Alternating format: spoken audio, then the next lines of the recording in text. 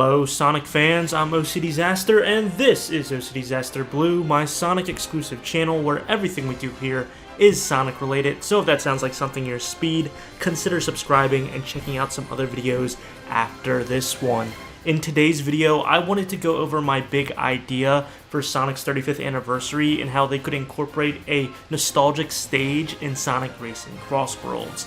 I did a video last week on some free DLC characters that I hope that Sega and Sonic Team will release to celebrate Sonic's 35th anniversary, to which many of you responded down in the comments on your top Sonic characters you would like to see added as free DLC in lieu of Sonic's 35th anniversary, and I loved reading your guys' comments, and you had a lot of creative ones. There was a big net to cast over on what characters you would like to see potentially release in celebration for Sonic's 35th. So I'm going to ask you to do the same in this video. Please give me all of your ideas for what nostalgic Sonic courses you would like them to bring as racetracks in Sonic Racing CrossWorlds. I have many ideas, but I'm just going to be going over my biggest one that I think they could implement very well into the game. Now, I have to preface, I do not even know if they're going to be releasing Sonic 35th anniversary content for Sonic Racing CrossWorlds. It might be as simple as just doing a few themed festivals here and there. It could be some decals being released into the store, maybe giving everybody a bunch of Dompa tickets. It could be something very minimal. I'm thinking big picture and just being very hopeful we get some characters, courses, and maybe even cross-world tracks, because we're in definite need of those. But that doesn't mean they're going to do it. And Sega and Sonic Team are not entitled, or they don't have to do it for us. So we just have to take that with a grain of salt. This might not happen at all. This is big picture if we were to get a DLC track for Sonic's 35th anniversary in Sonic Racing CrossWorlds.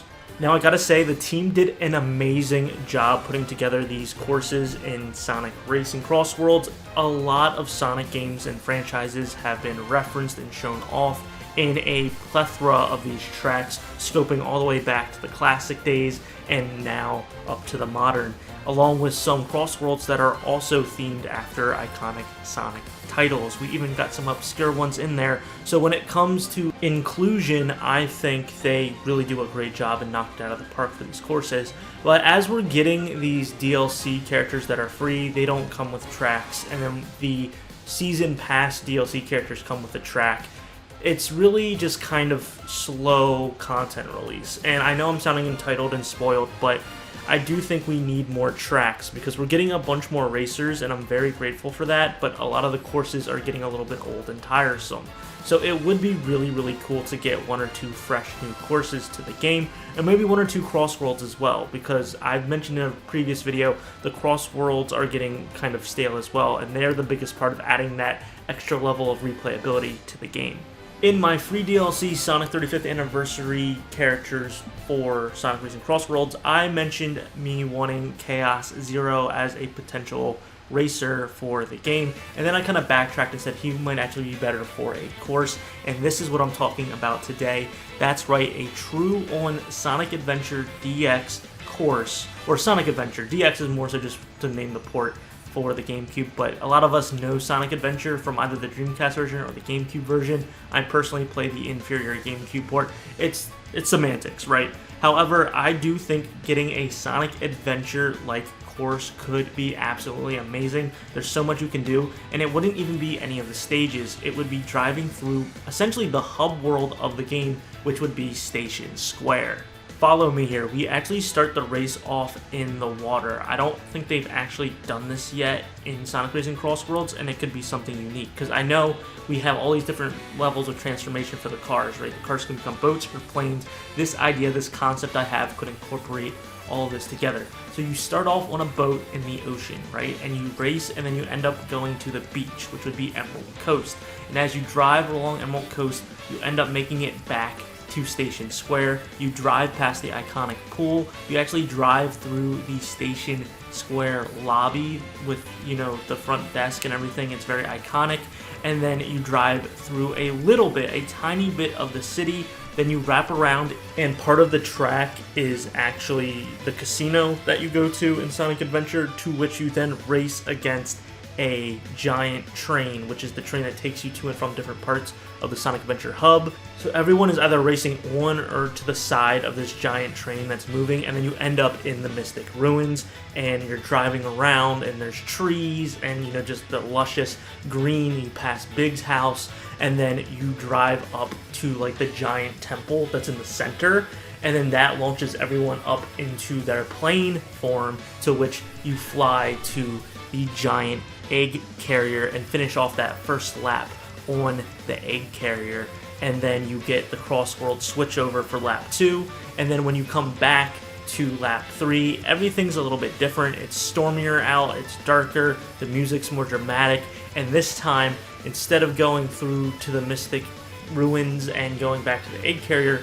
you still drive up through the beach back to Station Square, but once you get past that lobby, you go out and the entire city of Station Square is flooded, and there's hazards going left and right, there's these water tentacles coming after you, and perfect chaos is here, and he is angry. And so that final race, that final lap for this will be everyone's in the water as chaos is causing all sorts of havoc, and then you just go over the finish line and you're done. And this does happen in the game, right? A lot of that third lap courses in Sonic Racing CrossWorlds, the hazards turn on after you go through the CrossWorlds stage and finish that second lap, so I could definitely see this happening. What do you guys think of my concept and idea? Do you like it? Do you hate it? Do you have something to add, take away? I know it was a lot, but I really think this could be very cool. The setting makes it absolutely perfect for vehicle transformations and to hit every single type of vehicle transformation as well. And it could be a longer course. I know a lot of people were complaining that a lot of the tracks in Sonic Racing CrossWorlds go by way too quickly. This could be a little bit more of an extended one. And a lot of the sequencing really makes sense and lines up. You're, riding on the waves up to a nice coast beach, and then immediately make it into the city, which looks a little bit familiar, past the entrance to the casino and Twinkle Park even. Have a few Easter eggs there, like that statue of that mayor of the city, or whatever it's called, the burger shop, all that kind of stuff. Past the city hall, and then you're in the Mystic Ruins after you drive alongside that giant train. And in the Mystic Ruins, you can see some of the explorers on the side as maybe like the crowd of the audience watching you race. They're cheering on with the Chow. Speaking of Chow, you pass the Chow Gardens in the Mystic Ruins. There could be so many references and Easter eggs throughout. It would be absolutely great. And then you even have that waterfall that's in the Mystic Ruins that you could, drive around. And then, like I said, you go to the temple and then you launch up to the sky, and it's almost like the mini game in Sonic Adventure when you're on the tornado flying around and you have to make it up to the egg carrier. That could be a segment that everyone's doing, and then they land on top of the egg carrier and do a quick little final chunk of that lap. I just think this is such an interesting idea. I would of course include more, but you have to be realistic about what these tracks would have. And then when I'm thinking about it, they could include CrossWorlds as well that reference Sonic Adventure, and I would be happy with even just little mini tracks. I think, these can actually work as separate little mini courses as well, but then they could focus more on the levels. I don't think we would get Twinkle Park because it's too resemblant of Chow Park, and I don't think we would get the casino stage bingo because it's a lot like the Bingo Highway kind of reference there.